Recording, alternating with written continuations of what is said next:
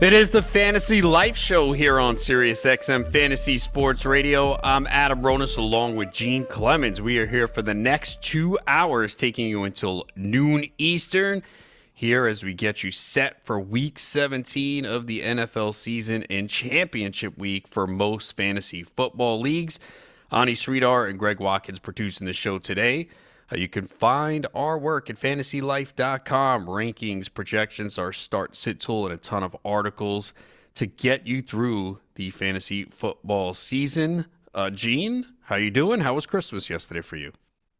I'm doing well. Low key. I was able to, give the gifts to the nieces and the nephews and do the family thing while also trying to focus solely on football games and basketball games that were on. I was like, yeah, no, I love you. I really do. It's just that the Cowboys are about to score again. I just want to see who's going to score. So that was fun. But I'm excited. We get to put the Christmas PJs away, until next year. Hopefully I don't have to see any more of those pictures. Congratulations to all of you. Are you one of those types of people, Adam? Are you what we used to call HA, I can't say it here, but like, are you one of those that like twins up with your boo thing with your wife? No? Okay, good. I was about to say there was going to be levels of judgment here. Like I was like, I think I know him, but let me just double check. He might be on that type of time. So no, that's not me. But yeah, I'm the same as you. Anywhere I go, like I went somewhere for Thanksgiving and I basically was on the couch in front of the TV the whole time. I might have gotten up like, to get some food, to get a drink, but pretty much watching the games. And it was the same yesterday. And I actually stayed up all the way till, I think it was like 1:30 a.m. the Denver-Minnesota game ended. I turned it off for a bit. I thought Denver was going to win. And then I saw with 3 minutes left, it was a 3-point game. So I turned it back on. It went to overtime. I think that was the best game of the day. Yeah. It's sad that, people on the East Coast had to wait until 1 and some change to, finish it up. But, we have our own advantages. We don't have to wake up at 9 a.m. and watch football games. So I won't complain, too much about that. So let's start by recapping the games yesterday. And I think we have to start with Minnesota-Detroit, where Minnesota won 23-10 to eliminate Detroit. But boy, it's a really big disappointment. So I thought overall it was a terrible fantasy day. Like if you were a team that didn't have anyone playing yesterday, you probably are happy about that because we got a lot of duds from a fantasy perspective, from a betting perspective too. At least a lot of the top stars, if you were on them, many of them went under.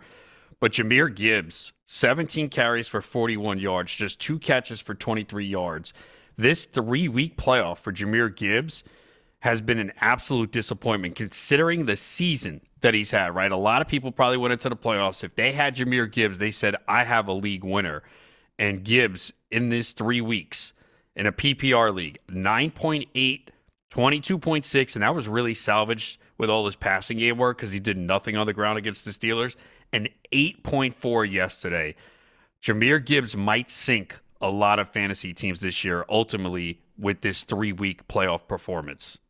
Yeah, I don't know how he does it. I don't know how you come back from that. You're going to need someone to pull a Puka, right? Yeah. You're going to need someone to pull a Kyle Pitts if you're trying to make up for your number one running back, the guy who has been money for you all season, and then he gets into the playoffs and not just the first round, the second round, but in the finals still drops you, or hits you with this egg. So it's like, yeah, no, it's gonna be tough. It was unfortunate to see.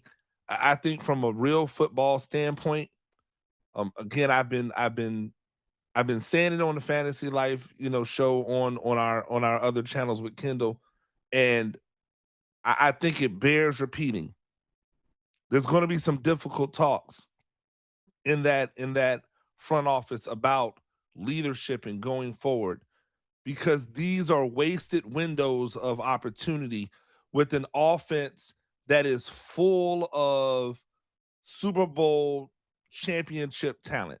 And if you can't win it or even get remotely close to winning it with the people who are in place running that talent, at some point, someone's going to have to ask the question of, do we move on? and it's going to be one that shocks everyone. I just want to be the first person in front of it because I see this thing coming like Cleo the Psychic. Yeah, look, I'll say this. If you do have Gibbs, it's not over. I said it the last 2 weeks where if you had that big Kyle Pitts game, it was not over, and people who did not have Pitts came back and won. I said it last week when we saw Puka Nacua put up 46. Trust me, I was one of those people that had Puka and lost. So it's not over if you had Gibbs. For me, it is, though, because I'm like in a 3-week championship, and I'm playing from behind. So once Gibbs did not have a big game, I said, yeah, it's over for me. But again, that's a 3-week championship where I was playing from a deficit. But Gibbs definitely hurt a lot of people, as did Jamison Williams, too. 2 catches for 37 yards. And, you started to feel really confident about starting J-Mo, right? He had that 0 against the Giants, but ever since then, he's been consistent. He's had 4 straight really good games and then 3 targets and gave you a dud, as this Lions offense could not do anything against Minnesota. And I brought it up yesterday how great Minnesota's defense has played over the last few weeks. That is the first touchdown pass they allowed in 7 games. They've allowed 1 touchdown pass in the last 7 games, and Goff still had a horrible game with 2 interceptions and losing 3 fumbles. So there's nothing J-Mo could do when your quarterback couldn't even get you the ball. They could not handle the blitz. Goff was under pressure 50% of the time in this game. Yeah, I mean, we could just call a spade a spade. Dan Campbell, who took over the offensive play calling because he wasn't happy with the identity and what they were doing, that offense got worse overall. Like if you look at the complete body of work when Dan Campbell took over as the play caller, the offense got worse overall. There was way too many lopsided days of, okay, these players are doing something today, but they're not doing something the next time. There was no consistency of it. And then he got out coached yesterday. He got out coached by a guy who was a better at what he does defensively than what Dan Campbell is offensively. And if we were being honest, it's probably a better head coach too that got job down in Miami. Like this was the worst way that the Lions could end the season with a loss to the Vikings. Not end the season, but you know what I mean. Like in their playoff opportunities with a loss to the Vikings with Max Brosmer out there doing absolutely nothing. Like it wasn't as if the Vikings went out there and played good defensively, but then their offense just did enough to where the Lions could never come back. No, like their offense did barely a little of nothing, right? Jordan Addison on a 65-yard touchdown run. Tell me you had that on the bingo card yesterday. Hey, Jordan Addison on a touchdown run. That's how he's going to get it done, right? Like on a basic end around too, not even something like crazy or some weird design, just a run-of-the-mill, like textbook Pop Warner-esque end around that he took for 65 yards and nobody was anywhere near him. That the defense, which had been exposed weeks before as not being good, the offense once again showing that it was kind of not in sync, and play callers getting outworked. I think this was just a bad look for the Lions altogether. And my guy Brad Holmes is probably up in that office right now, rubbing his temples like, man, I might have to make some really, really tough decisions up here. Yeah, without that Addison 65-yard run, Minnesota had less than 100 total yards offense. I mean, it was pretty bad. It was brutal. Yeah. I mean, we knew it, though. We knew coming in this was not going to be a great game. I mean, there was a low total. I think it was like 43. And the other note on this game is Amon-Ra St. Brown had 8 catches for 68 yards, so you'll take that in the PPR, 13 targets, but he did get hurt late in the game. So if you do have a Week 18 championship, you want to keep an eye on that. There's a chance he doesn't play, especially since he was already dealing with a knee injury, and the Lions will have nothing to play for. And as for Minnesota, there's really not much to say. I mean, Aaron Jones got the volume. We talked about that with no Jordan Mason, 18 carries, 53 yards, and a touchdown. Also caught 3 passes for 10 yards. And Justin Jefferson, 4 catches for 30 yards. So, yeah. Justin Jefferson-like performances, right? I feel so bad for Justin Jefferson because ultimately everybody will say, oh, Justin Jefferson had a bad season. Justin Jefferson didn't perform. But we all know this is a product of the people throwing him the ball and not necessarily him, and what he's been able to do. And they're going to have to They're going to have to clean that up because he was quiet this entire season.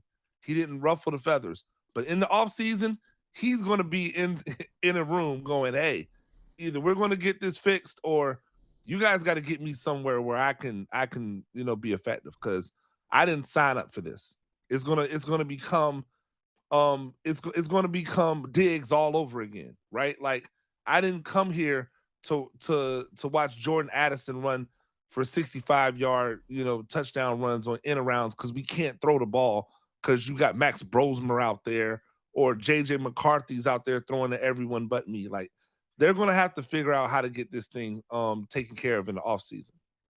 In the first game of the day, the Cowboys beat Washington 30-23. And as many points as they put up, I think there were some frustrations on the Cowboys side. I'll start it off with CeeDee Lamb. 5 catches for 46 yards on 10 targets. This should have been a much bigger day. On that first drive, he was wide open deep. Dak was late on the throw. Dak just seemed off with CeeDee Lamb. A lot of the throws to him were off. It could have been a much bigger day for CeeDee Lamb. This was a disappointing for if you had CeeDee Lamb in fantasy. Yeah, was it you that said is Dak Prescott playing CeeDee Lamb against it? Yeah. I thought that was great. I was frustrated, man, because I had a CeeDee Lamb prop. I could tell. You me both, and good call on you and Malik Davis. I mean, Javonte got hurt, but he got the 23 yards. You said over 23 and a half. He got it in the first quarter. Yeah, even before long before Javonte Williams. I think it was on like the first 3 carries. Yeah. He ended up with 30-something yards. And shout out to Dirty Red. Tampa stand up.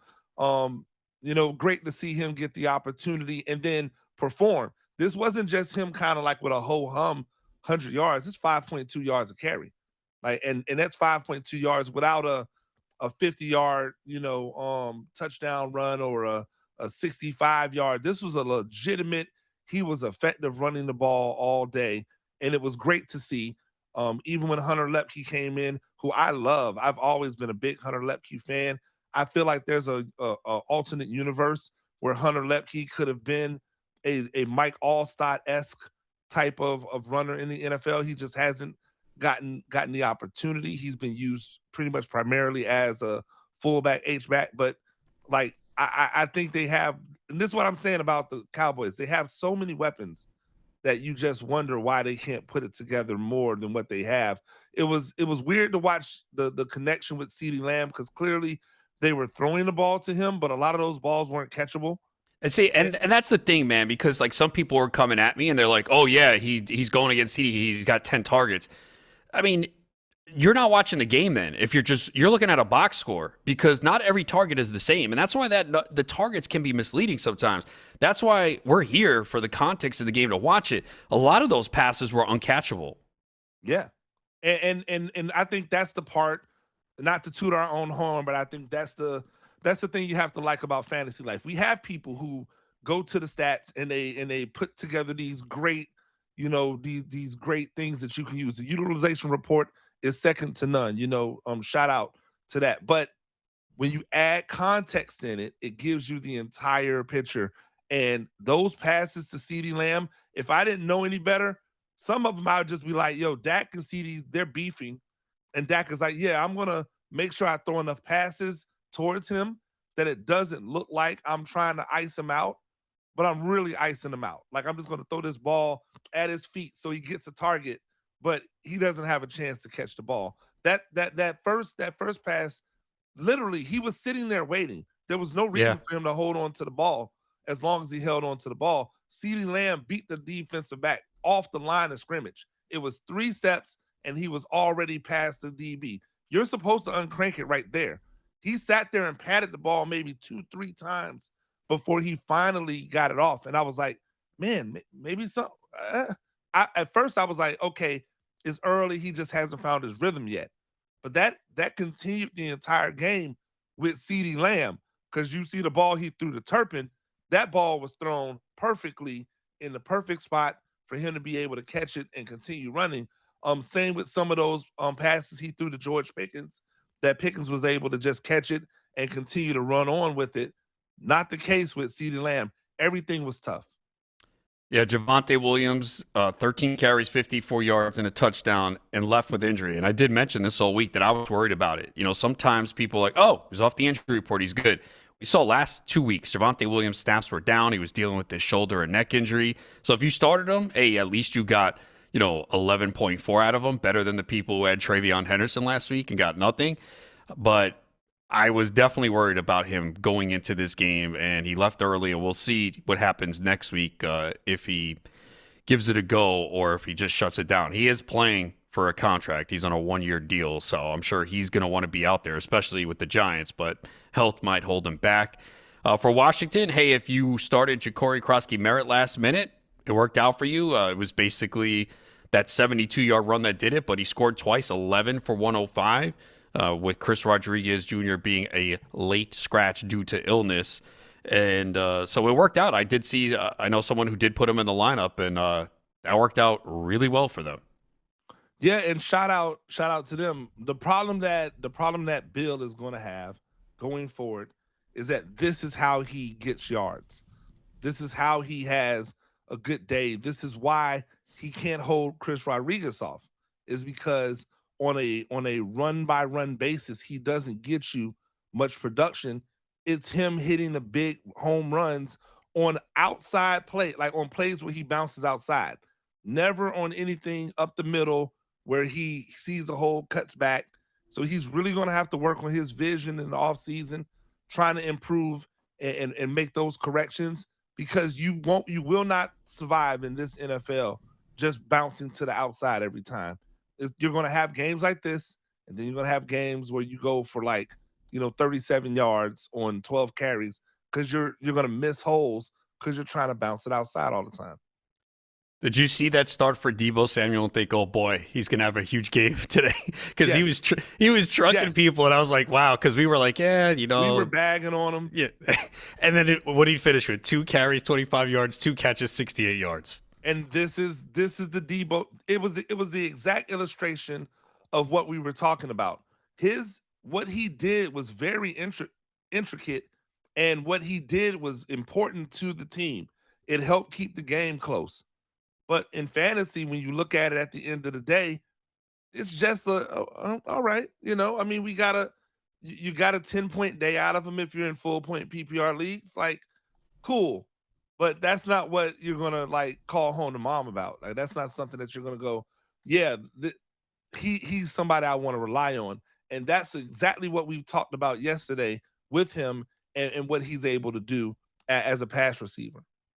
When we return, we'll take a look at the Chiefs-Broncos game and look at some tricky backfields for Week 17. That is ahead. It is Fantasy Life here on Sirius XM Fantasy Sports Radio. It is Fantasy Life. Adam Ronis and Gene Clemens here on Sirius XM Fantasy Sports Radio, taking you until noon Eastern.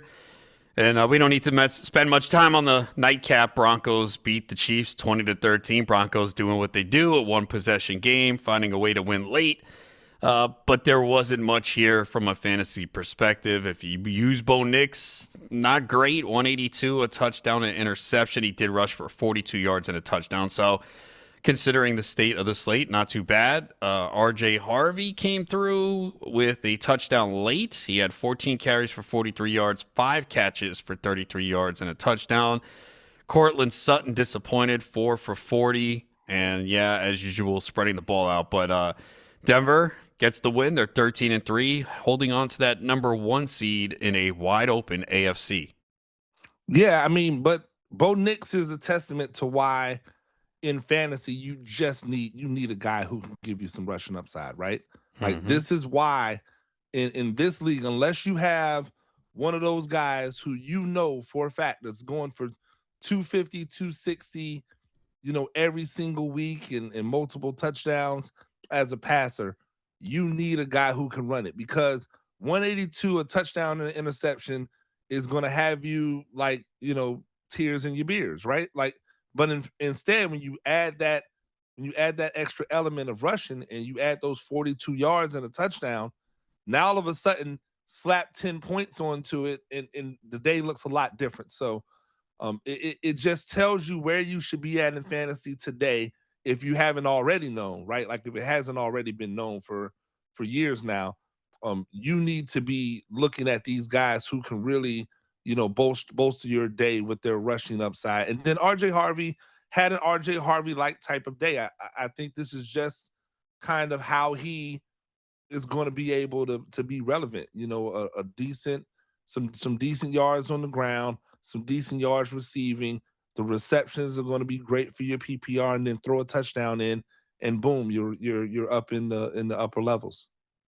And then on the Kansas City side, really not much here. Travis Kelce, 5 for 36 on 6 targets. And like several of those targets came on that final drive. I'm like, oh, wait, is this scripted here? He's going to do nothing, and then he's going to catch like 6 passes on the final drive and score a touchdown to tie the game. And then I'm like, yeah, it's not going to happen. So hopefully you avoided all Kansas City players this week in fantasy. Even Kelce, I think he was ranked like tight end 14 or 15 in the consensus on fantasylife.com. So there was really no one that you could play in this game. Yeah, and it looked like it. I mean, it looked like they were done. The defense was still playing tough. They have pride, but the offense just looked moribund. And I think that's probably what it's going to be for for next week as well, for people who might be thinking about, who would I start from Kansas City? The answer is nobody. Like, not even Travis Kelce. And well, wait. They're playing the Raiders. Does that change your mind? No, if he goes out, if he goes out there and they're going to do what they can, though, to at least have Kelce have a good game, I would think. Now, can he do it is the question, but big difference between the Broncos defense and the Raiders defense. Yeah, no, a bit difference between. I don't want to minimize it that much, but like, when you look at what they were able to do, like, they didn't even look like a competent offense. You know what? You're right, because remember last week against Tennessee. Yeah, like it's not this week. It's last week, and then it's a Raiders team that is playing with pride, right? And they have some defensive weapons that can do some things and make stuff difficult for a quarterback who clearly is trying to figure it out, right? And figure it out on the fly. I wouldn't put any stock into them being relevant in fantasy next week. Yeah, next week's going to be a tough week. Again, we know there are people that do play in Week 18 championships, and of course we'll be here all week to help, but we also know a lot of people avoid it. I do not have any Week 18 championships. How about you? No Week 18 championships. Got to stay away from those. Okay. Let's take a look at some backfields here that, maybe are creating some questions for us. And let's go number 1 to Tampa Bay, because Bucky Irvin has come back for 4 weeks now, and he's been getting decent workloads, but the last 2 weeks have been frustrating because every time they get inside the 10, we're seeing Sean Tucker, and then we're seeing Rachaad White involved in the passing game. So last week, Bucky Irvin played 63% of the snaps, 39% for Rachaad White, 8% for Tucker. So Tucker's not in there a lot, but when he's in there, he's getting the valuable touches that are leading to touchdowns. So how do you look at this backfield this week in a matchup against Miami where you would think they would put up some points? Again, this offense has struggled across the board, the passing game. We don't have to deal with any weather issues. It's going to be a good day. Miami eliminated, have nothing to play for. So how are you looking at the Buccaneers backfield this week? I think this is something that you have to consider as this is life now, right? At least for the rest of this season. Bucky Irvin is your between the 20s guy, running the ball. When you get down into the green zone and the goal to go, they're going to put Tucker in and allow him to just, kind of be a Jerome Bettis-esque type of finisher. Maybe you see him on like third and ones or second and ones, things of that nature. Your true short yardage, battering ram type of back. Then they're going to still use White out of the backfield as a receiving option. And to me, that really kills a lot of Bucky Irvin's ability to be effective in fantasy. Yeah, it is going to be really difficult. He's going to have to get a touchdown from outside the 20, break one, and we haven't seen that juice from him since he's come back. And maybe just that extended period off. We see that sometimes. These players come back and they're just not the same, but he definitely doesn't appear to have the same juice that he had last year. And if he's not getting those long runs, and even last week, lack of involvement in the pass game too, it really does hurt him. But he is getting the volume. I mean, he's getting anywhere between 16 to 20 touches. So anytime you have a running back that's getting that much, it's kind of difficult to go away from them. The Saints, what can we say about their backfield? I think a lot of people last week were looking at Audric Estime thinking, all right, he's going to be the guy. And that wasn't the case. We saw a lot of Taysom Hill. Estime did play 58% of the snaps. Evan Hull was at 21%. And we saw Taysom Hill 44%. So how are you looking at this backfield for this week? I was thinking about this because of our conversation yesterday about Taysom Hill, right, and his usage. And here's why I think it could be a good thing for Taysom Hill. None of the backs that are left are guys that they are looking at to evaluate for next year. All of the backs that they expect to be on the 2026 roster are on the injured reserve right now, or either just not playing, right? So, you think that Kamara is going to be back next year. The two young boys, the two rookies, or the rookie and the second year guy, like those guys are going to be there. And so those are the three backs that they're really looking at for 2026. Well, they don't get to evaluate them. I don't really need to see if Audric Estime can be like a long-term option for me. He just needs to do whatever it is where we're asking him to do in this moment. But that means that I can give the ball to a Taysom Hill and not feel as if I'm taking opportunities away from people that I'm trying to evaluate for 2026. Yeah, it could be the case. I'm still not sure what they're going to do with Taysom Hill this week. I don't think anyone knows. It could be a great game or it could be nothing. So depends on I'm trying to sell you on the Taysom Hill right now. You're just not buying right now. No, I just don't know. You know what I mean? Like, I don't know. Was that last week? That was his final home game, and that was like, hey, let's send him off. Because even the touchdown pass came like in the last few minutes of the game. So the game was in hand, and they probably said, all right, you know what?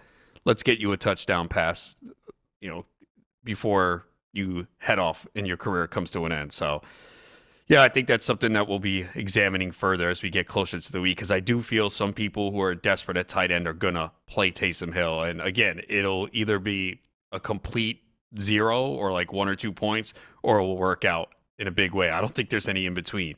It really is going to depend on the way they use them. Arizona, everyone felt confident last week, or not confident, but they felt pretty good about Michael Carter because in week 15, he played 80% of the snaps. He had the majority of the touches in the backfield. Last week, 53% for Michael Carter, 32% for Amari DiMarcado in his second game back from the high ankle sprain. And we figured he would get an increased role, and it did increase. And then Corey Kiner came in and had some touches and 16%. And this is a really good matchup this week. I think you want as many players as you can in the Cardinals-Bengals game. Total of 53.5, two defenses that can't get stops. This certainly looks like a better game script than last week for Arizona, where they really didn't have the ball as much.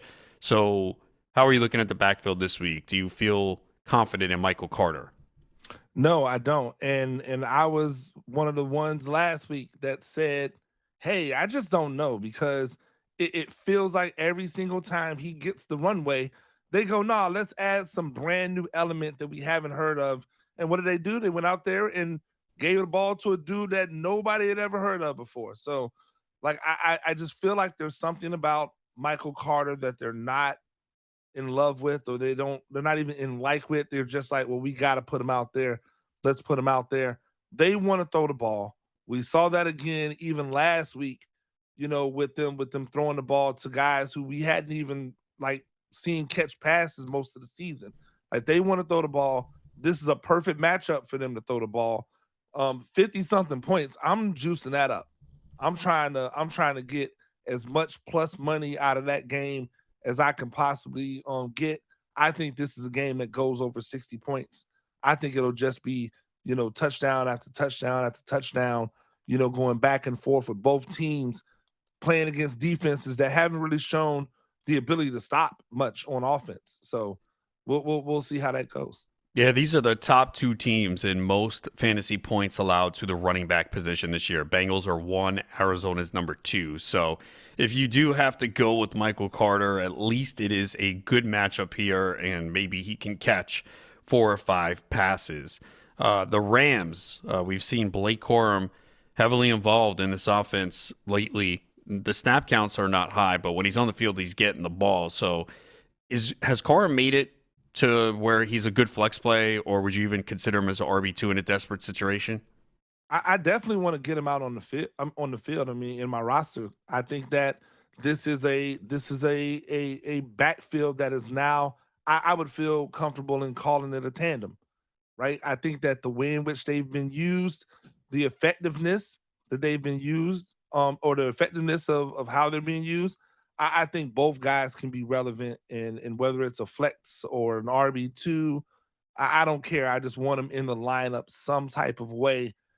I like the way he's done it. It's not been given; it's been taken, and a lot of people might be surprised if next year they open up and this is just business. This is just the way they get things done.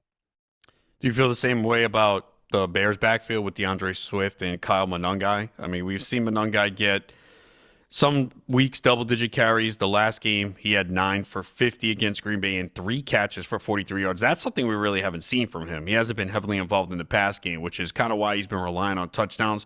He hasn't scored a touchdown, though, in 3 straight games.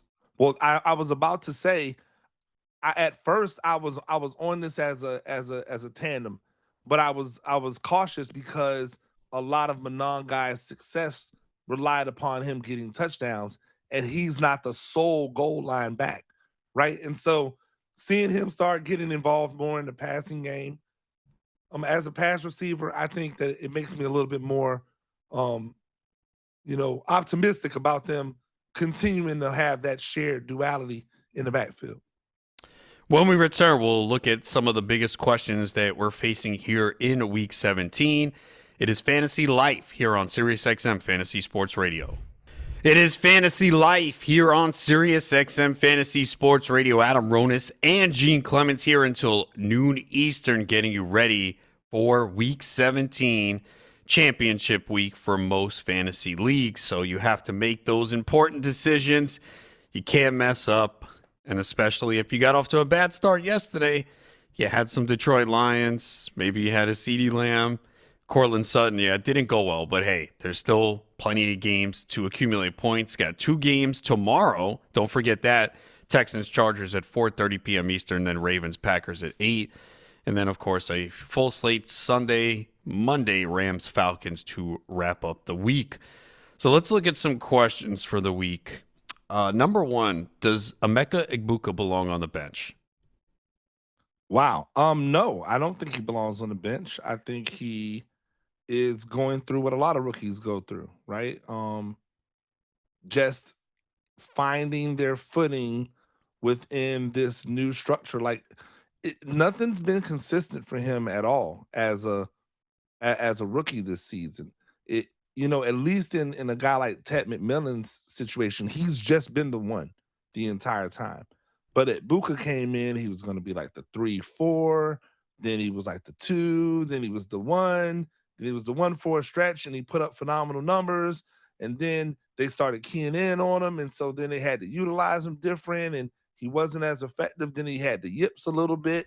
Then people started coming back, and he was back to the 2, then back to the 3. Like, it's a lot. That's a lot to try to process, especially as a receiver, and you don't get to decide when you get the ball.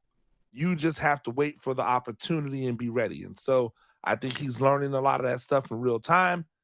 I wouldn't necessarily say he was benched. I heard this week they said they needed to, the coaching staff said they wanted to try to, emphasize getting him the ball more earlier. So if that's the case, I think that they're probably on the same page as I am, which is, get him some things that gets him involved, allows him to lock in earlier so he can be that player who we've seen him be this year. Yeah, I did hear that too, that they want to get him involved earlier in the game. So there's a few concerns here. Number 1, the snaps have gone way down. He was at 88% in week 14, Evans returns in week 15. He goes down to 64. Last week, 56%. They also are using Jalen McMillan more. McMillan went from 46% in his first game to 53%. Of course, you have Mike Evans, who will probably see even more snaps this week. He went from 55 to 66%. Godwin did go down significantly. He played 96% in week 15, down to 64%. So you have all these guys. And I guess the other question, too, is Baker Mayfield, right? He has not been playing well at all. So when you add those factors in, you still have that optimism for Egbuka, and also the matchup against Miami this week, too. Yeah, I mean, the matchup is a good matchup, in my opinion. Baker Mayfield, to me, has been the problem in the fact that he just hasn't been consistent, hasn't been, as sharp as we've seen him be in the past. I think we're also seeing him not not throw the ball as much, which I think goes into the fact that you have Bucky Irvin back and what he's able to do. They ran the ball 33 times in the game last week. So 33 rushes. It's going to be hard for you to get over 30 passing attempts, depending upon how much you have the ball. And so I think that matters.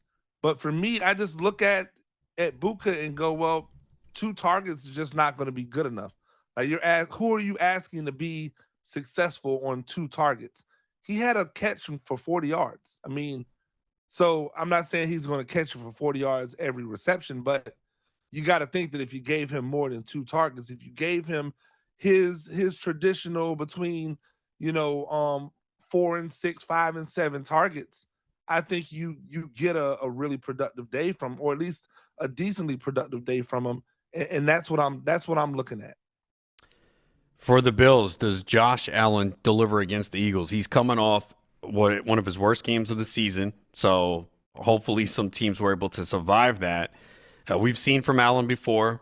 He can easily bounce back, but he is dealing with the foot issue, so does that impact his running at all? And also going up against this Philadelphia defense. So if you have Josh Allen, are you just starting him with confidence, or if you have a viable alternative, would you go in a different direction? I'm starting him because I'm afraid. I'm starting him because I'm afraid of what happens if I don't start him. Right? Like, if I'm just being honest, I want people to, this is full transparency on someone who essentially does this for a living. I can't live with not starting Josh Allen and then watching Josh Allen go for 40 points. Like, to me, that would be a killer. So I'd much rather be okay with him getting me a lower number and going, you know what, I played the best quarterback in fantasy and let the chips fall where they may. Or, I'd rather do that than sit back and play someone else that I might have on there that gets me 18 points, if that makes sense. Yeah, he's one of those. There's always a handful of players that are very difficult to bench, and it's easy to look back at last week and realize the disappointment. But Allen's certainly capable of coming out and passing for 3 touchdowns, rushing for 1, or passing for 2, rushing for 2. Philadelphia has allowed only 2 passing touchdowns over the last 4 games, but Marcus Mariota was one of the quarterbacks. Kenny Pickett was one of the quarterbacks. Yeah. Herbert and Caleb Williams. So I think Allen is in a class above those guys. And so, yeah, you just got to hope that the foot is fine and that he's able to run. Only 7 carries for 17 yards last week for Josh Allen. Yeah, 2 of them were for first downs, though. So I think for me, I look at it and I go, the script last week seemed to say, hey, we don't think the Browns are going to be able to score. Let's just continue to run. We've had success running the ball and get out of here. And then let's triage that foot, in throughout the week and get him ready for next week versus Philadelphia, which we know that team does have an ability to score. When we return, we'll start to look at more questions for Week 17 and start to get your calls. 888-963-2682. It is Fantasy Life here on Sirius XM Fantasy Sports Radio. It is Fantasy Life. Adam Ronis and Gene Clemens taking you until noon Eastern, looking at some questions for Week 17. And Phillip Rivers last week came through. He delivered, getting his receivers some solid fantasy numbers. Alec Pierce, 2 touchdowns. Josh Downs came through. Pittman, not as much, 4 for 32. Tyler Warren, not as much, 3 for 30. But Can Phillip Rivers get these receivers passing targets to be relevant again this week against Jacksonville? I'm just surprised that there's been no Tyler Warren. Like Yeah, right? remember Phillip Rivers, a lot of his career was with an elite level tight end, you know, that he got the ball to a lot. And he doesn't seem to be interested in getting the ball to Tyler Warren at all. I don't know how that happens, but kudos to him. He was able to get Alec Pierce involved. I didn't think that would be something that you'd see because a lot of Alec Pierce's targets tend to be downfield. I am not surprised about Josh Downs. I think we discussed. I said, it's Warren, it's Downs because of the shorter throws, but he's gotten the ball to Downs, and Downs has been able to make a lot of people miss. He's really, it's tough, boy.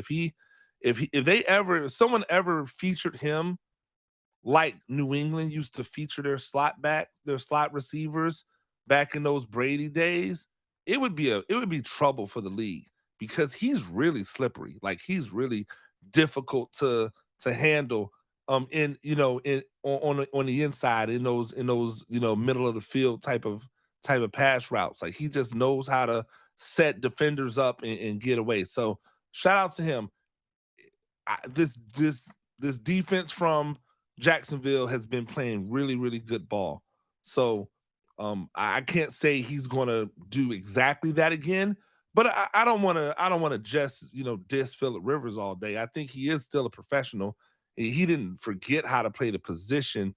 I just think he's limited in what he can, like what the ceiling could look like for those guys because of him being dang near 50, right? Like so I look at those things and go, yeah, probably not, especially because I can't rely on Alec Pierce to get 2 touchdowns every game.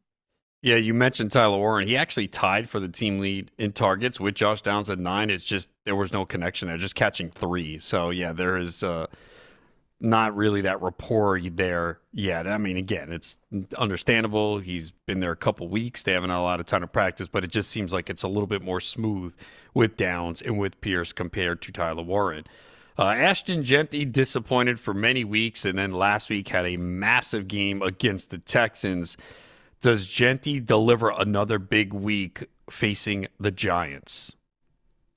I came into the week saying that I thought that this was a fool's gold type of situation because of how bad the Raiders offensive line is, and a lot of those yards that Jeanty was able to pick up was BYOB, bring your own block. But man, the Giants have been so bad, against the run. It just makes me think he can put together another good day. And also, we still have the him being the dump down, the outlet guy in the passing game, which is where he's been able to kind of have a higher floor because on most every game he's getting 4 to 5 receptions from just being that outlet guy to the left or the right for Geno Smith to dump it off to. So I think he'll have another good day in fantasy. I don't know if it'll be as good as last week, but I think it'll be another day that should be sufficient enough for fantasy managers to go, man, okay, I was smart for putting them out there. Yeah, Giants allow the 3rd most fantasy points to the running back position this season. Yeah, and a lot of people did bench him last week. Drake London returned last week. It didn't go well. Can you go back to him this week and expect a better game than last week? I think you go back to him in hopes that last week was just like them knocking off the rust, right? And I mean, we know that Drake London's a talent, so they have to know that this is a coaching staff that's coaching for their jobs. Essentially, a lot of people think that Raheem Morris might get fired after this season. I don't know why, but if so, you're trying to put the best foot forward. I think they'll try to find a way to get him the ball. Yeah, as someone who had their season end, I'm not going to say because of Drake London last week. To me, I was starting him regardless. I was more injuries, but yeah, those with London were disappointed. If you survived, I think you do go back to him. He had 8 targets. It was his first game since November 16th. I don't think he was clearly 100%, but hopefully another week. He's been practicing, and boy, it's it sucks because he had a stretch where he was just dominating. You know, he had 5 100-yard games out of 6 and was becoming that elite receiver that just puts up massive numbers every week. So it really sucked to see that injury happen to London because who knows what kind of numbers he put up. I mean, think about it. He has 837 receiving yards right now and 6 touchdowns, and he missed, about a month. So it could have been a much bigger season for Drake London. Unfortunately, we did not get to see it due to injuries, which is a big theme in fantasy football. One more hour to go. We'll get to some of the top news when we return. We also have Go Hard or Go Home. That is all ahead in the next hour. You're listening to Fantasy Life on Sirius XM Fantasy Sports Radio. It is the Fantasy Life Show here on Sirius XM Fantasy Sports Radio. Adam Ronis and Gene Clemens with you for one more hour, taking you until noon Eastern. Follow me on X at Adam Ronis. Follow Gene at Gene Clemens. Ani Sridhar and Greg Watkins producing the show today. And make sure you check our workout, fantasylife.com. Rankings, projections, the start sit tool, and a ton of articles. Whether you're playing season-long DFS, guillotine leagues, we have you covered. So make sure you come and check it out as we get you ready for Week 17, championship week for most leagues. So let's take a look at the top news. We'll also get to your calls. If you have any questions, we're here to help in this critical week, 888-963-2682. Lamar Jackson listed as doubtful for the game tomorrow night as Baltimore trying to hold on for the hopes for winning the division. They are on the road at Green Bay. Green Bay is favored by 4.5. That total is 39.5. So it's been a frustrating season if you have Lamar Jackson in fantasy, so unlikely to play. So how do you look at this offense with Tyler Huntley taking over as quarterback this week?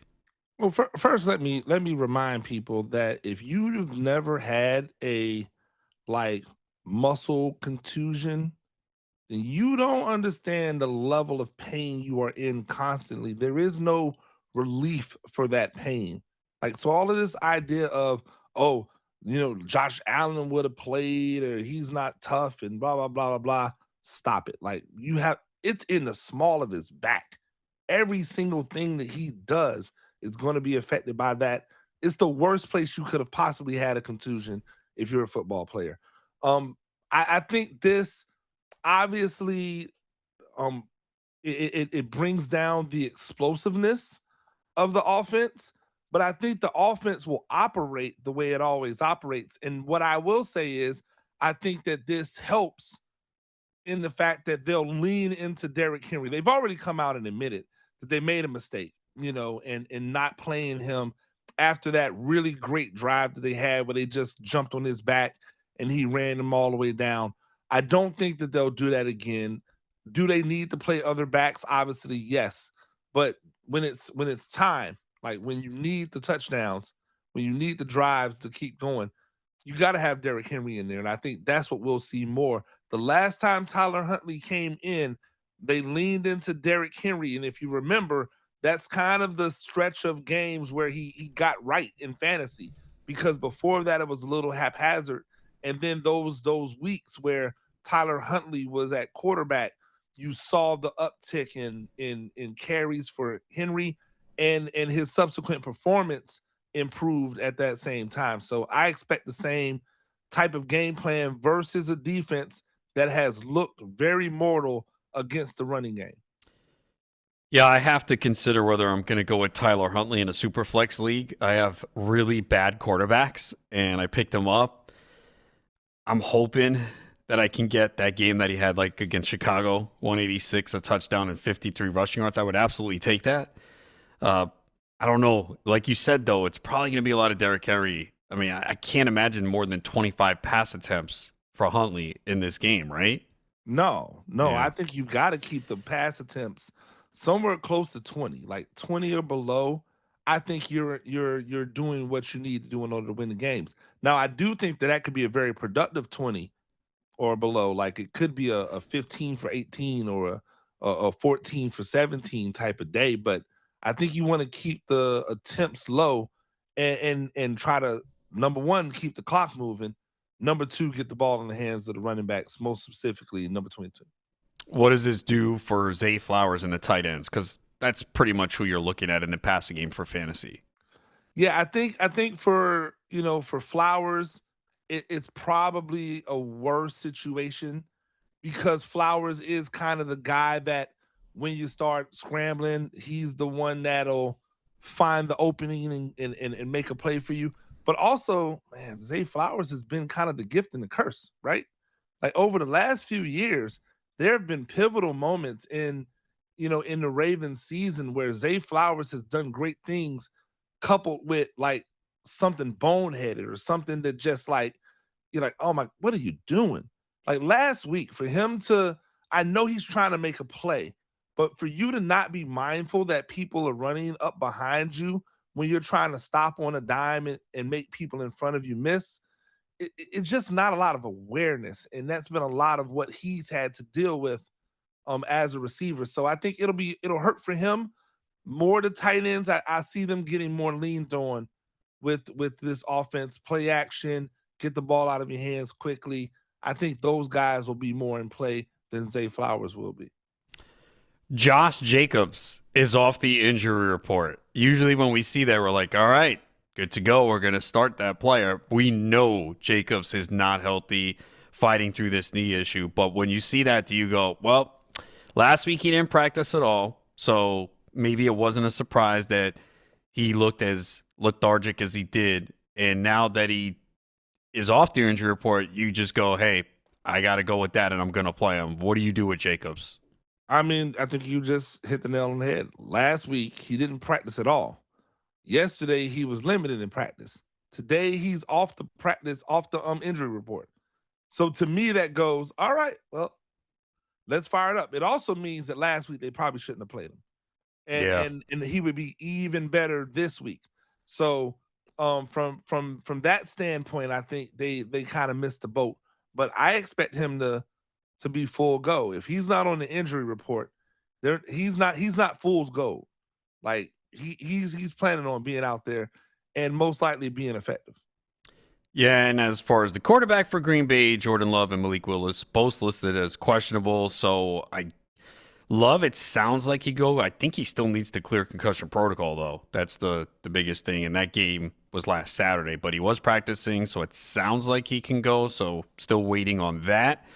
Luther Burden was limited. A lot of teams didn't practice yesterday. They just put out reports as if they were. So Luther Burden was limited. No practice for Rome Odunze.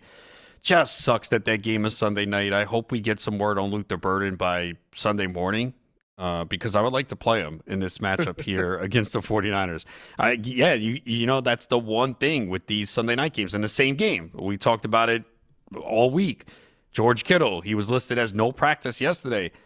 I'm starting to think, though, he's probably not going to play. Is that your inclination right now, that Kittle just doesn't go this week? Yeah, I think he probably doesn't go this week, and maybe a smart decision on the coaching staff's point, to make sure they have him for down the stretch. Take the L right now instead of the L when it matters the most, which is in the playoffs. And so I could see them shutting them down. And if that's the case, then Tom, just like you talked about, I think Tom just has to be a guy people are looking at to put out there. He had some decent moments when he was out there as the number one tight end.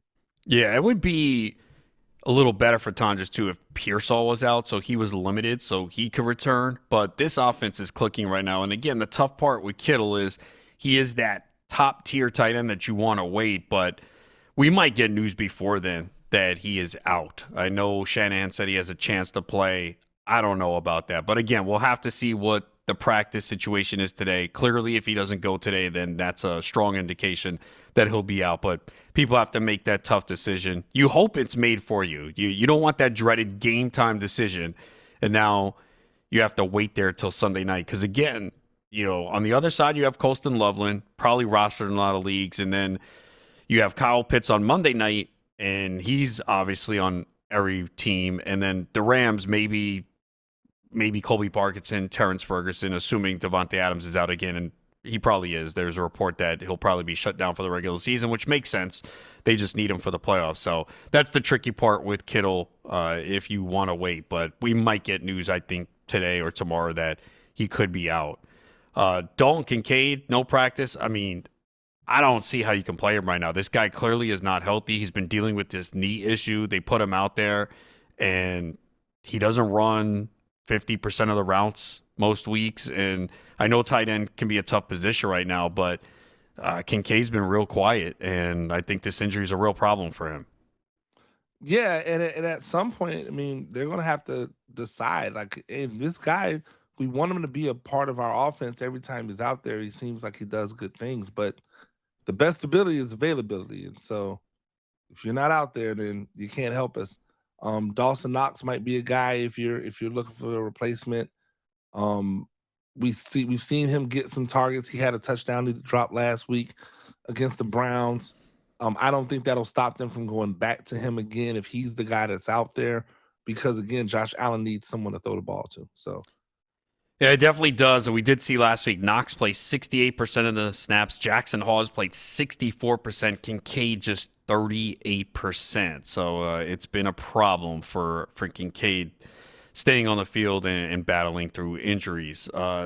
New England's got a lot of question marks this week. So Travion Henderson and Matt Collins have been limited. Collins dealing with an abdomen injury, and Kayshon Boutte is dealing with a concussion. So this is something to watch here for New England because they're going up against the Jets. So there's room for production in the passing game. And obviously, if Travion Henderson is out, you got to love Ramondre Stevenson this week. yeah, it's room for production. It's also reason to bench people, right? It's a reason to hold people out. Hey, we're playing the Jets. You know, Booty, you're banged up. It's banged up Booty over there. Like, just relax. We don't need you this week. Get it right. Mac Hollins, you're not feeling right.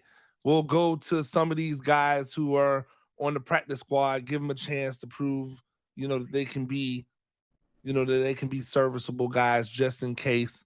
This could be a case test for that. But obviously, Ramondre Stevenson is to tee it up and let's go. Like, this is your opportunity for a 30+ point type of game, because we'll lean into you on the run. And then we've actually seen them not only just use him as like a dump off in the passing game, but send him downfield, on fade balls versus linebackers when he gets those matchups. So definitely a place where Ramondre Stevenson needs to be in a lineup for sure. Yeah, we'll see if Travion Henderson can get cleared from that concussion. I mean, I think people are going to look at Mac Hollins as maybe a deep sleeper this week, but we'll have to see if he can go. How would you look at the receiving core if Bootie's out and Hollins can't go? I mean, Douglas is there.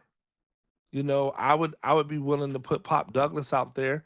I think that a lot of what you see is just a product of who's on the field. And I think if Pop Douglas is on the field more often, then he'll get more production, because you got to throw the ball somewhere, right? And he's shown that he has an ability to catch the ball. He can be explosive. I think that's a great opportunity again versus a defense where it's kind of like a get right game for the guys who don't normally get the opportunity to be targeted regularly.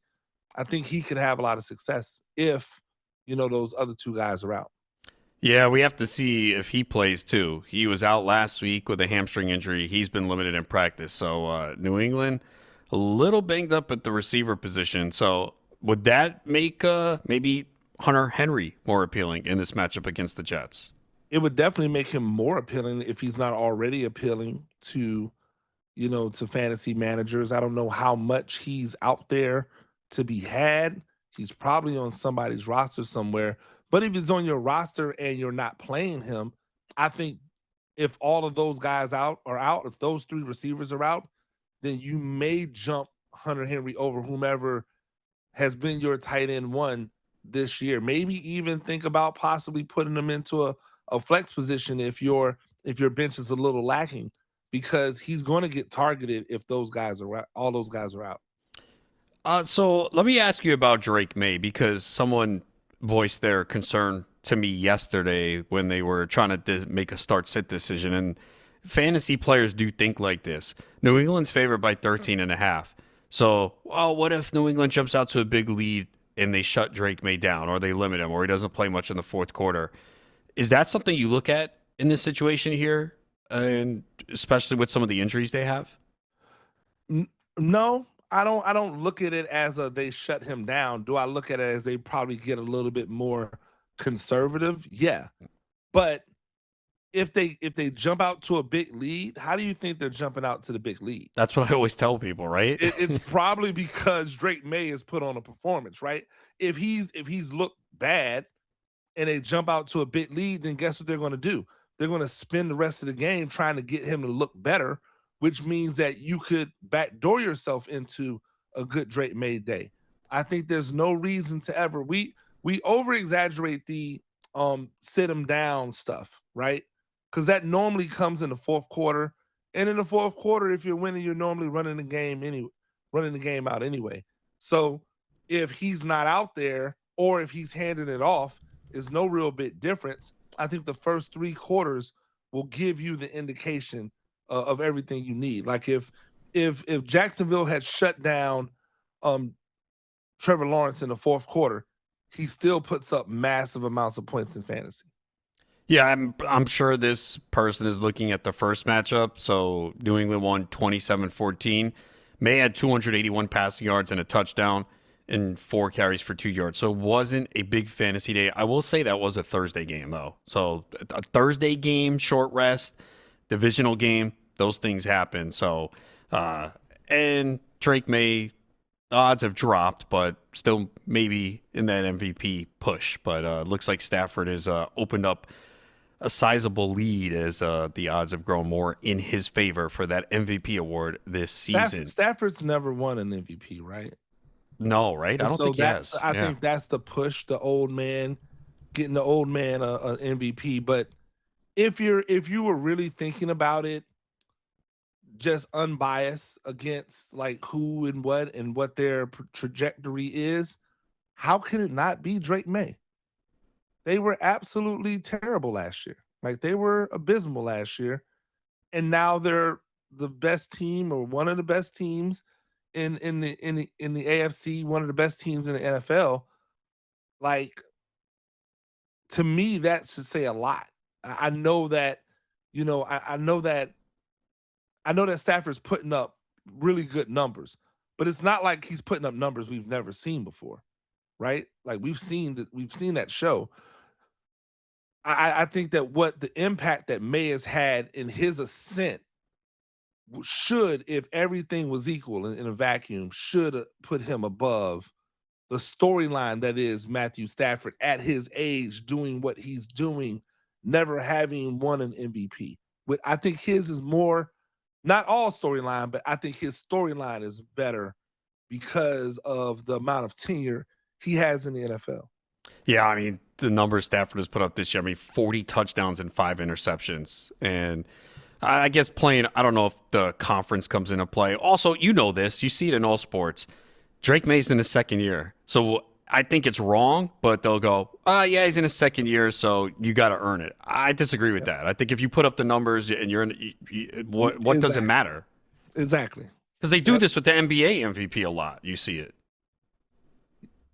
And I don't like it there. I think that if you've been what is considered to be the MVP of a season, nothing else should matter. That's why I said if you look at it in a vacuum and you don't bring in, oh, this is just a really cool storyline that I can get, a couple features out of, which is my problem with the voting. It's like it feels as if they're voting for what would be a better story to tell, which is why Lamar Jackson didn't win the MVP last year, because they were like, well, we've told that story enough. Let's tell another story. I don't like it. I think it's a corny way to go. It's one of my biggest issues with, journalists, if you will, and what they're trying to do. It's like if you're going to have these awards be credible, then you need to treat them as such. And I'm not saying that Matthew Stafford's not a worthy MVP, winner, but I really and truly believe that a lot of why he is being considered is because the stories write themselves for Matthew Stafford and what it would mean in the NFL. My friend in my home league is asking us a question on X. I'm not playing, so I guess we can answer it. If I was playing against him, I would ignore it, and I'd leave that to you. But he's Okay. asking my boy Marty. He wants to know Josh Allen or Matthew Stafford, Wow. right? Yeah. See, now we're talking. See, these are the ones that make you pause for a second and go, that's a good one. I see what you did there. I, I'd go Matthew Stafford. I just think he's the numbers he's been putting up. Like, why risk the Josh Allen? I think if I had Matthew Stafford as my number 2, then that's the time I would say, okay, it's all right to sit down Josh Allen. But I would Yeah. do it I still would do it with trepidation. Yeah, you just are fearful that Allen just has that massive game, which we've seen Yep. before. But again, hey, if Stafford gives you 3 touchdowns, 280, you'll be like, okay, cool. Okay, whatever. But All if right, you when gave we me 18, that would be a problem. Sorry. yeah, that's the other thing. But yeah, that's a tough decision, and people got fortunate. Either they picked up Stafford off the waiver wire. I don't think he was drafted. We have not seen Stafford put up these numbers in like years. Like this came out of nowhere. Just everything broke right for him this year. When we return, it's time for go hard or go home. What players are going to go hard and who's going home here in Week 17? It's Fantasy Life on Sirius XM Fantasy Sports Radio. Fantasy Life here on Sirius XM Fantasy Sports Radio. Adam Ronis and Gene Clemens getting you set for Week 17 of the NFL season. And it's time now for Go Hard or Go Home. This is fueled by the bold flavor of Mike's Hard Lemonade, the official drink of those who go hard for their league. And we're breaking down the players this week that we think are either going to go hard or go home. So I'm going to give you some players, Gene, and you're going to tell me, are they going to go hard or go home here in Week 17? Yes, sir. We started off with Tyler Shuck going up against the Titans this week. Is he going to go hard or go home? I think he'll go hard-ish. I think he'll go hard. I think he'll have a good day. They want to throw the ball. They want to get the ball around. They want to give him an opportunity to continue to operate this offense how they think it should perform next year. So I think he'll go hard. He has a good matchup, even with the Titans, and he should put up some good points in fantasy. Yeah, I need him this week. I am in a super flex league where I somehow got to the championship where he's actually my QB1. I mean, that is just insane. Also goes to the level of luck that you need sometimes. I mean, I do have Trey McBride and Puka Nacua, so those guys have helped. But, I mean, to get to the finals with Tyler Shuck as your one is just something that I never thought would happen. And Tennessee is a defense that struggles more against the pass. So you can get to them. I mean, Brock Purdy had 3 touchdowns in Week 15. Shedeur Sanders had 3 touchdowns in 364 in Week 14. So this does set up well, and Shuck has had a nice finish to his rookie season. So I'm hoping he can give me 2. I really need 3 touchdowns. I'm trying not to be greedy here, but I really could use a 3-touchdown game for Tyler Shuck or some rushing as well. Let's look at his teammate, Taysom Hill. We've talked about him this week, trying to figure out what his role will be. Will he go hard or go home? I think he'll go hard. Because hard for him shouldn't be a ton because he hasn't done much this season, right? So I think he'll have an opportunity to run a touchdown in. I think he'll get one in on the ground. Would not be surprised to see him be somewhere in the 40s in rushing yards. And I think he'll get a few receptions out of the backfield or receptions lined up as an extra receiver, 3 receptions for 30-something yards. I think that's a hard game for him. So he's probably out there in a lot of leagues. I think people might have started to pick him up this week after seeing last week where he had 42 rushing yards, 36 receiving yards, and a 38-yard touchdown pass. So if you had a George Kittle, and would that be a scenario where you go, you know what, I'll pick up Taysom Hill and see what happens with Kittle, and if Kittle's out, I'll just take the chance with Taysom Hill? Yeah, that's exactly what I would do. If George Kittle's not going to play for sure, then definitely if I can pick up a Taysom Hill, which you should be able to, in most places, I pick him up, and if he doesn't do well, then oh well, like what was I going to do anyway, right? Like That's the way you have to think about it. Is if Kittle was out and you're trying to get the maximum for your position right there, the maximum isn't going to find somebody that's going to get you 6 points. The maximum is going to find somebody that could possibly get you 15, 16. Yeah, so Taysom Hill in the consensus rankings over at fantasylife.com is tight end 14. So it's basically saying, yeah, if you're going below that tight end one level, take a chance, swing for the fence. You do understand though, the floor can be low. I think The you know floor that could if you're be 1 point. yeah, Yeah. we could see him not involved, and maybe last week was just a case of yep, they were just trying to send him off in front of the home crowd with a big game because we have seen this year that there hasn't been a significant role for him. But I do think you make a good point about the backfield. It's like, okay, what do they have there? So maybe they just give this guy an opportunity to go out. So yeah, tricky situation this week, but I do think if you're desperate, maybe you take the chance there, as you said, swing for the fence, because a lot of these other tight ends in that area, they need a touchdown to come through, and many weeks they don't get it. So I think that's the way you have to look at it this week.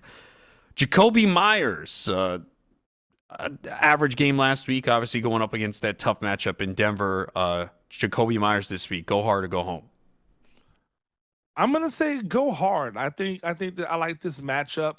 I think showing that they can throw the ball in the slot to the tight ends will obviously give the outside more prevalence. I don't think they have to worry about a defense near as good as the secondary that they just faced last week. I think it's a great place for him to kind of get back on that pace that he was having before the boogeyman came to town or before he went to visit the boogeyman. And I think he'll do that. I think it'll be a much better game for him. I'll say go hard. Yeah, he's been really good. Obviously, they rewarded him with that contract a couple of weeks ago. Before last week, he had at least 71 yards or a touchdown in 4 straight games. And we knew that he would maybe struggle against the Broncos, and that's what happened, but a much better matchup this week against the Colts. They could not get any stops against San Francisco last week. San Francisco did not punt in that game, so definitely a better spot here for Myers, and that offense in Jacksonville is just clicking. How about Rico Dowdle as the Panthers? A tough matchup this week. They are at home against the Seahawks, so Rico Dowdle, go hard or go home. I'm gonna say go home reluctantly for Rico Dowdle. I think he'll. What we're seeing is that even in the success now, they've kind of turned the ball over to Bryce Young and allowed him to operate. They've gone back after telling us, hey, it's Rico Dowdle's backfield. Now they've kind of gone back to the hey, we're going to kind of get both running backs the ball, and I kind of heard, I kind of felt them doing it, and I was almost in denial, thinking that they were just going to trust what they had gone with and what they were having success with, but nope, they've kind of gone back to the committee look, and with that, I can't have as much confidence in Dowdle. Yeah, neither of the running backs, him and Chuba Hubbard, have gone over 55 scrimmage yards the last 2 weeks. And now you go against that Seattle defense that has allowed the fourth fewest points to the running back position. So split backfields we hate to begin with. And then you throw in an opponent that's good against the run. Not the ideal setup for Rico Dowdle this week. How about Tony Pollard? 3 straight 100-yard games, helping probably no one. I can't imagine many teams have used Pollard the last couple weeks, but for those 1% to 2% where that is the case, go hard or go home for Tony Pollard against the Saints. Can he make it 4 straight 100-yard rushing games? I think he can. I think it's go hard. They remembered that they had a running back that they could give the ball to. I think this is more an audition for a lot of these coaches to find their next home. And so that's the advantage that you get from a team with a coaching staff where the head coach has been fired. Like everybody else is just trying to get in where they can fit in for 2026. So they're going to want to show success, show that they can, be competent and win games and be competitive and all that good stuff. So I expect them to come out with the best game plan. And Tony Pollard has been doing a great job, um, as the running back, as the feature back for that team since that Cleveland Browns game where he kind of broke out. So I expect it to continue. New Orleans is not the greatest on defense. They'll score enough and keep it to where it doesn't just become, Cam Ward throwing the ball every single game, every single play.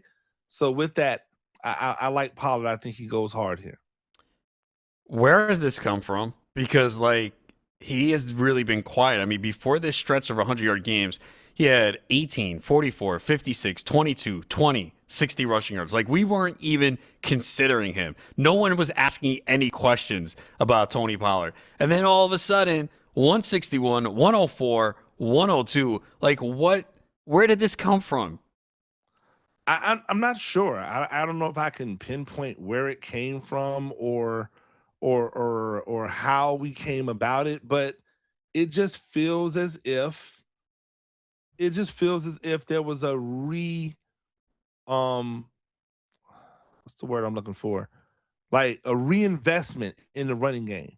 Like if you remember at the beginning of the year, it was 18 Mm-hmm. carries, 20 carries, 16 carries. It just kept getting lower and lower and lower.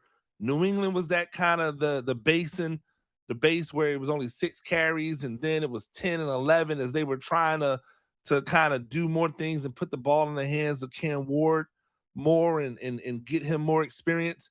And then I think because of the conditions in Cleveland that game, they almost were forced to, put the ball on the ground. Like, hey, we got to do something. There's bad conditions out here. And they saw the success and went, you know what? Let's do this more. And even the week before, his 10 carries in Jacksonville, it was 6 yards a carry. 6 yards Yeah, a they carry got in blown out. Jacksonville. It's hard to Yeah, run the ball when you lose 25-3. it's hard. It's tough, right? And so if they're keeping it close, that allows them to keep the running game going. They've been keeping it close. The running game has been successful for them. Then obviously, San Francisco's all banged up on defense. Kansas City, we all know what happened there. I think New Orleans, that defense is going to kind of be very similar to Cleveland's defense and San Francisco's defense. So I can see him having success.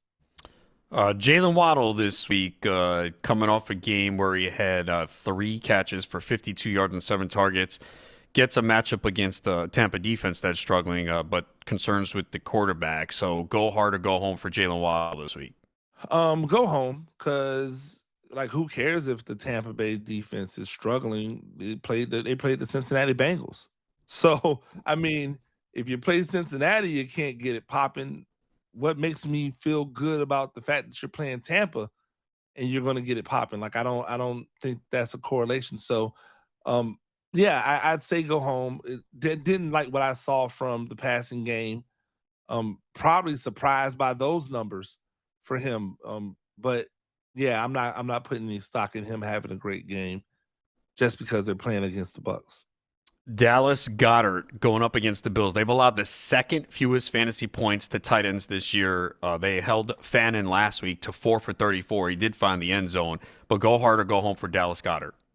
I mean, you said the magic. You said the magic words. He did find the end zone. 4 for 34 with a touchdown looks a lot different than 4 for 34, right? And so, am I taking 13.4 points from Dallas Goedert if he gives it to me, and if he gives me 4 for 34 and a touchdown? You're darn right I am. He's going hard. I think that they will utilize him how they've been utilizing him, and if they get close to the goal line, it hasn't been tush pushes. It's been get the ball to Dallas Goedert. I think that'll continue. Yeah, I think he's been one of the biggest surprises this year because I did not see this coming with the touchdowns.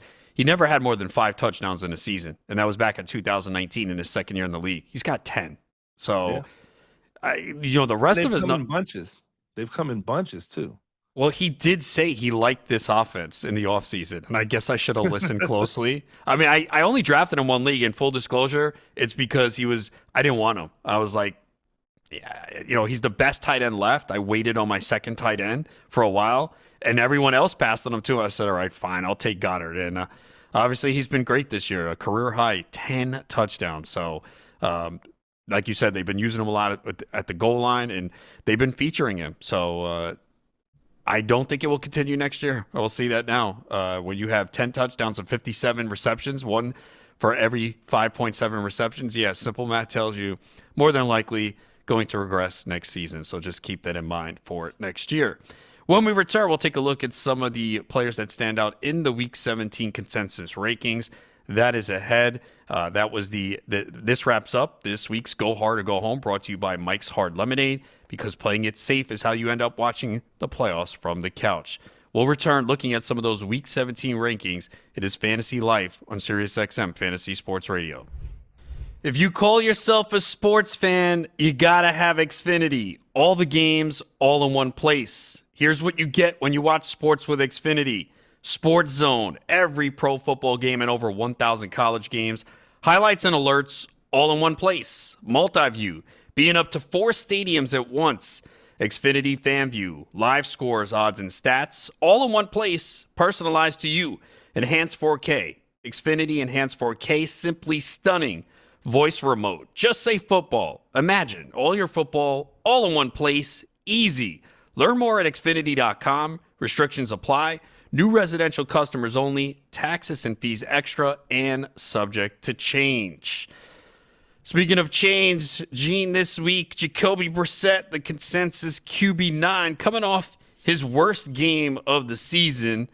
Does Jacoby Brissett bounce back and finish as a top 12 quarterback this week? And what we are looking at in a matchup that we hope produces a lot of points between the Cardinals and the Bengals.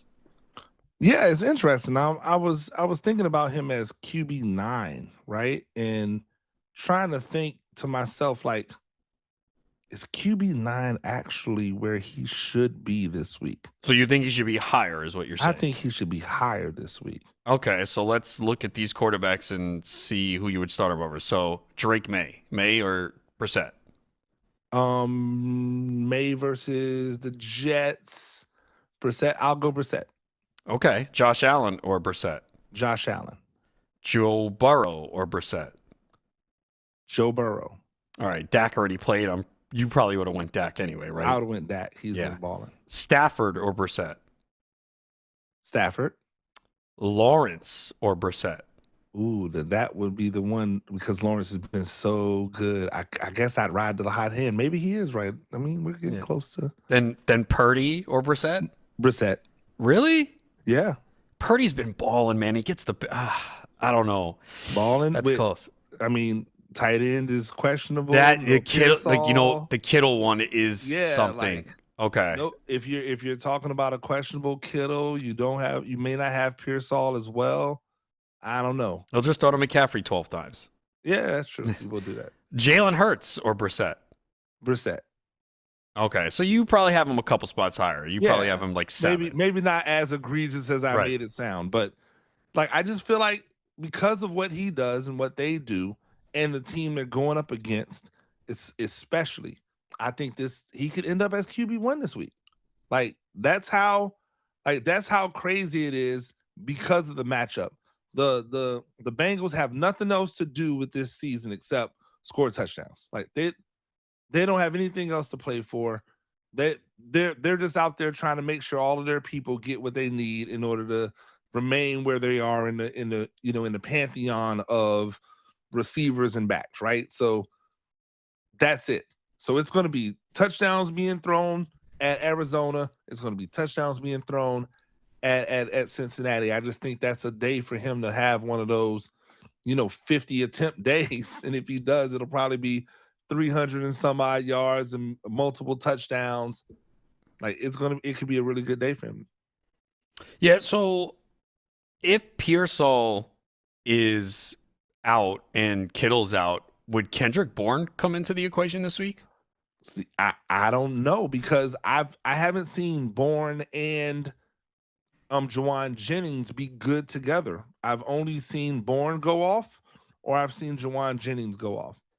And so maybe because they do similar things, they're like the same type of dude, it was preference by Purdy. Purdy's apparently more of a Juwan Jennings guy than Mac Jones is, because when Mac Jones was in there, it was Bourne, and so I don't know. It feels like he should be more prevalent with those two, if those two guys are out.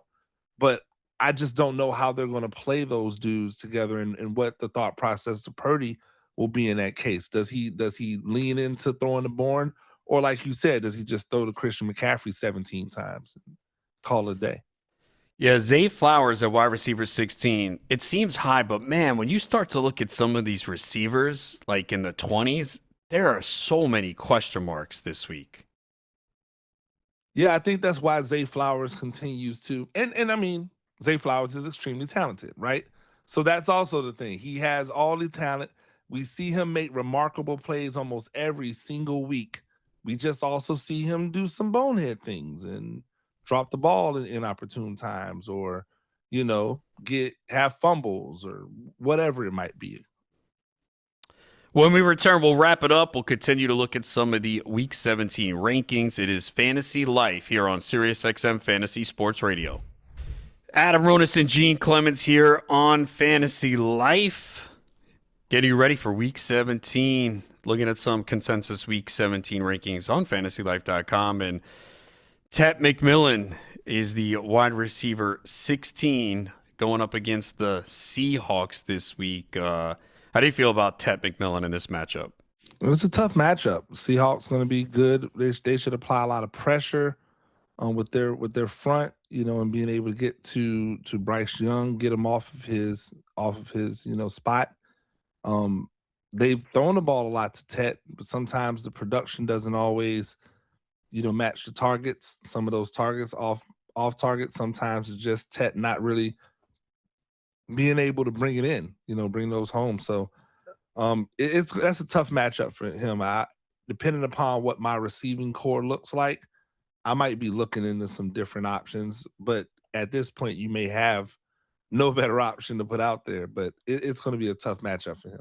Yeah, I mean, he is that big body receiver, though, and you see it at times. It's just like, get the ball in his vicinity, and he has that radius to make the play. So, again, he's had what have you – I had this discussion with Kendall like a few weeks ago, and she seemed kind of disappointed in McMillan's season. I think he's been pretty solid for where he's drafted. Like, what are your thoughts from him from a fantasy perspective for this year? Yeah, I think he's been decent. I don't like – I would have liked for him to be more efficient with his targets, but again, not all targets are created equally.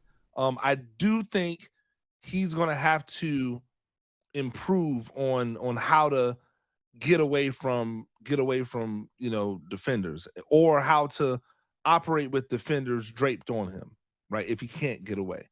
That's the Mike Evans thing. Early in Mike Evans' career, he was able to get away from defenders. Midway through his career, he couldn't really separate as well on a consistent basis. He just learned how to operate with people on his back. I think that's something that he'll have to do. He's got a tough matchup. I see them putting Tyreek Woolen on him, who's a long, super athletic defensive back. It could be a rough day for him today, but he's going to have to learn how to create that separation on short and intermediate routes. I mean, when you look at his season, he's going to wind up finishing anywhere from 70 to 75 receptions, more than likely to go over 1,000 yards. He has 924 with 2 games to go, and he has 7 touchdowns. So I think it's expectations. What did you expect? He also did not have many high ceiling games. He has 1 game of more than 20 points in PPR leagues this year. So he's been very steady. So sometimes that doesn't work for people, but I think he's had a fine fantasy season. Like, I'm not disappointed. I drafted him a couple leagues, and right now he's 19th in points per game in PPR format. So depending on when you drafted, he might have gone a little higher than that. He started to get some helium late in draft season, but I think he's lived up to the expectations for where he was drafted. He's played every week. He hasn't been hurt, so he's been out there. And again, you're looking at a 70, 75, 1,000 yards, maybe 8, maybe 9 touchdowns. So I think it's been a fine year for him, but it is a tough matchup this week.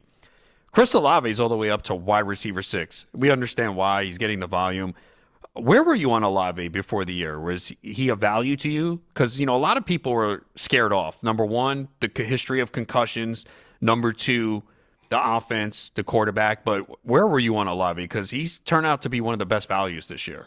Yeah, I was out on Olave in any meaningful drafted position. right? If he dropped and he fell to me, then cool. I have him in a few leagues where he just kind of plummeted and people forgot about him, and I was able to scoop him up. I didn't like the concussion situation. I didn't like the offense. I didn't like the quarterback play. And Quadez is kept, and no one's talking about this because people are really like banging home the drum for Tyler Shuck. But do a fun little thing and go and compare Tyler Shuck's statistics to, the statistics of Spencer Rattler, and tell me why people are so convinced that Tyler Shuck is the guy right now. Like, it looks very similar. They played very similar amounts of times. But my point in saying that is Spencer Rattler was better than what I thought he would be. Like, I thought Spencer Rattler was going to be an absolute mess. He wasn't. I thought Shuck would struggle. He hasn't struggled as much as I thought he would. He's had some really high games.